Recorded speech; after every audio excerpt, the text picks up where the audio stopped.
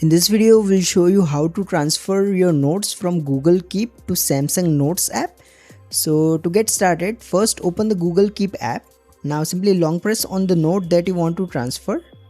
Now tap the three dot icon at the top and then select send. Now here at the bottom, you will need to select Samsung Notes.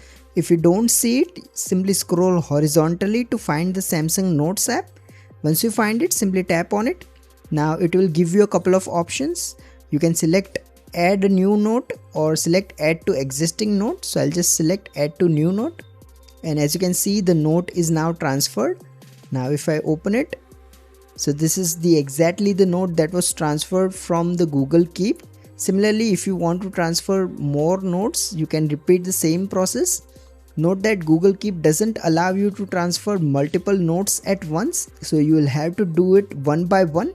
If you find this video useful, please don't forget to like and subscribe to Glitch Guru.